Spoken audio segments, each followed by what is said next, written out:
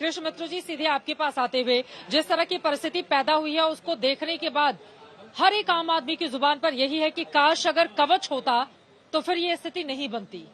क्या आपको भी लगता है ऐसा? जी, और पक्की अभी बात है। यहाँ पर जो रेस्क्यू चल रहा है उसके बाबत क्या जानकारी देंगे? कितना वक्त लगेगा पूरी तरह से इस रेस्क्यू ऑपरेशन को कंप्लीट करने में? देखिए, जहाँ तक कि कवच का सवाल है, वो होना चाहिए, हर रूट पे होना चाहिए। और जैसे कि अभी पता लगा है, इस रूट पे कवच नहीं था। ये बहुत दुखद बात है। ये तो रेलवे सेफ्टी को बिल्कुल। सबसे पहले इंस्टॉल करना चाहिए। जहाँ पे नहीं है, अब करें। देर से आए दुरुस्त आए, कम से कम इंस्टॉल करें। और जहाँ तक कि ये डेब्री क्लियरेंस की बात है, उसमें मेरे अंदाजे से इसमें कम से कम 2-3 दिन तो लगेंगे। और बाकी लाइन को रिस्टोर करने में हो सकता है कोई हफ्ते 10 दिन का टाइम लग सके, क्योंकि स्ट्रेच काफी लंबा है, जब इस तरह की आपदा आती है तो सबसे बड़ी चुनौती कौन सी होती है कृष्ण जी? देखिए, सबसे पहली बात तो ये होती है search and rescue. Search and rescue of human being. हमारे लिए इंसानी जिंदगी सबसे कीमत है, सबसे कीमती है। हमें ये करना पड़ता है कि किसी तरह से भी ढूंढा जाए, पहले तो जो जिंदा है उनको निकाल के, और फिर जो मृतक हो गए हैं उनको भी बाहर निकाल के। उसके लिए नंबर एक इस्तेमाल होते हैं हमारे स्निफर डॉग्स, जो कुत्ते सूंघने में बड़े सक्षम होते हैं। और वो ढूंढ निकालते हैं किसी भी सिचुएशन में। ट्रेन हादसे में, या कोई बिल्डिंग गिर जाए, या कोई भूचाल आ जाए, उसमें बहुत कारगर होते हैं। और इसके बाद जो फिजिकल सर्च जो की जाती है, और वो फिजिकल सर्च है पॉसिबल जब तक कि डब्बे को काटा ना जाए। अब आज की टेक्नोलॉजी में हम भी रिसर्च कर रहे हैं। हमारा एक पेपर पेंडिंग है जो हम सबमिट करेंगे सरकार को, कि डब्बे को किस तरह से जल्दी जी। खोला जाए, ताकि जो इंसानी रेस्क्यू है वो डब्बे के अंदर प्रवेश करके बचे हुए लोगों को जल्दी से ठीक जल्दी है। बाहर निकाल सके। देखा गया है कि जो रेस्क्यू टीम होती है उसको वीके तीनों फैक्टर। अग्निहोत्री जी भी हमारे साथ फॉर्मर मेंबर रेलवे बोर्ड के जुड़े हुए हैं। जी। जी। ठीक है अग्निहोत्री जी, मैं सीधे आपके पास आते हुए, रेस्क्यू चल रहा है इस वक्त, लेकिन रेलवे के सामने चुनौतियां यहां से कहीं बड़ी हो जाती हैं। एक तरफ जब हम वंदे भारत को उद्घाटन करते हैं, हरी झंडी दिखाते हैं, दूसरी तरफ बुलेट ट्रेन की रफ्तार को आगे बढ़ाने के लिए बड़े बड़े प्रोजेक्ट इस वक्त चल रहे हैं। उसी समय जब इस तरह के हादसे हो जाते हैं तो फिर रेलवे के लिए प्राथमिकताएं क्या चेंज होती हैं कि सबसे पहले यात्रियों की सुरक्षा, उनकी सेफ्टी सुनिश्चित की जाए, उसके बाद बाकी चीजें आती है? किस तरह से इसको समझाएंगे सर आप? नहीं, रेलवे में सुरक्षा एक बहुत ही इम्पोर्टेंट सब्जेक्ट है, क्योंकि तेज़ ट्रेन चलाना तो इतना मुश्किल नहीं है, पर तेज़ ट्रेन सेफली चलनी चाहिए, ये मुश्किल काम है।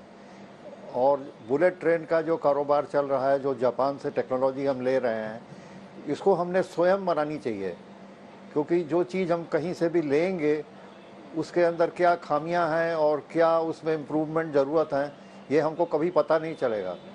तो आईआईटी रुड़की जो है उसको ये काम बहुत पहले भी दिया गया था, और उनसे हम सहायता नहीं ले रहे हैं, क्योंकि हमने इतने आईआईटीज़ खोले हुए हैं जिसमें टेक्नोलॉजी डेवलप होती है, तो वहाँ से हम लेते क्यों नहीं हैं, उनसे हम संपर्क क्यों नहीं स्थापित करते हैं।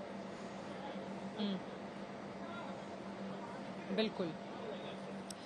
ये बड़ा सवाल आपकी ओर से खड़ा किया गया है। अब अरविंद वाजपेयी जी, मैं आपके पास आते हुए, आप लोग सरकार में हैं, सरकार की ये जिम्मेदारी है कि किसी भी यात्री की जान ट्रेन के सफर में नहीं जाए, उसको सुनिश्चित करने के लिए अब क्या वो दो बड़े कदम उठाने चाहिए सरकार को, जिसकी जानकारी आप देंगे एक सहयोगी दल के तौर पर?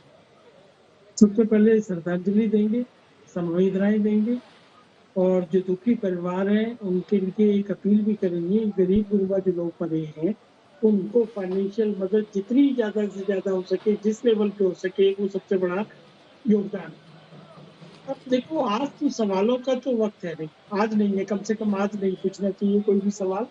लेकिन जानकारी के लिए ये मैं बता दूं कि ये सरकार को 2012 में एक हाई लेवल कमेटी जो बनी थी उसकी 160 पन्नों की रिपोर्ट आई थी सरकार के पास, और इस सरकार ने उसको हूबहू लागू कर दिया। और उसमें सबसे इम्पोर्टेंट बात ये थी कि रेलवे सेफ्टी के लिए 1 लाख करोड़ रुपया इन्होंने निकाल दिया 5 साल के लिए। तो 20,000 करोड़ रुपए साल का सिर्फ इस बात जी। का कि ये रेलवे पैसेंजर्स की सेफ्टी रहे। और इसके लिए एक इन्होंने अलग से एक बना दिया रेलवे सुरक्षा कोर्स, मतलब जो नॉर्मल बजट होता था वो तो होता ही है, उसके अलावा स्पेशल पैकेज बना दिया। तो हम सिर्फ ये कहना चाह रहे हैं कि देखिए ये ह्यूमन एरर से हुआ या कैसे हुआ ये तो रिपोर्ट के बाद पता चलेगा, लेकिन प्रथम दृष्टया ये लगता है कि it appears to be act of God. इसको मतलब फिलहाल तो यही मानेंगे। बाकी तो सरकार तो देखो ये सरकार कितनी संवेदनशील है, अति संवेदनशील है। प्रधानमंत्री खुद मौके पे गए, कितने मार्मिक हृदय से वो वहां पे बातचीत कर रहे थे, जी। खुद मॉनिटरिंग कर रहे हैं। मतलब ऐसे हादसों के वक्त जितना किया जा सकता है उतना कम होता है, लेकिन ये सरकार पूरी ईमानदारी के साथ, पूरे तरीके के साथ, सेफ्टी इनकी प्रायोरिटी है। खाली सेफ्टी नहीं, सेफ्टी सबसे बड़ी प्रायोरिटी है, स्पीड भी प्रायोरिटी है, ट्रेनें बढ़ाना भी प्रायोरिटी है। लेकिन आज का दिन नहीं है, कम से कम आज के दिन इन चीजों पर न जाए। अब ये ट्वीट देख रहे थे, अखिलेश यादव जी का ट्वीट देख रहे थे, वो ब्लेम करने लगे सरकार। अरे कम से कम आज तो रुको, कम से कम संवेदनाएं हो, कम से कम ये बताइए कि कैसे मदद हो सकती है। कोई गया अपोजिशन का लीडर देखने, ममता बनर्जी भी गई, उन्होंने भी जाके क्या किया है वो आप सबने देखा ही है। तो हम इस पे ज्यादा राजनीति की कोई बात नहीं करेंगे। ठीक है, और समझ सिर्फ में आ गया। आप कह रहे हैं कि जब हादसे हो, इस तरह की स्थिति बनी हो, तो उस पर राजनीति नहीं होनी चाहिए। ठीक है, आपकी बात समझ में आ गई। और अब कार्यक्रम के आखिरी हिस्से में धीरे धीरे हम जा रहे हैं। अपने मेहमानों से आखिरी का एक एक क्लोजिंग कमेंट लेना चाहूंगी। नवीन जी, सबसे पहले आपके पास आते हुए, यहाँ से किस तरह के कदम उठाए जाने की जरूरत है ताकि दोबारा इस तरह की परिस्थिति, ऐसे हादसे हिंदुस्तान में नहीं हो? जी बिल्कुल, आपने वजह फरमाया।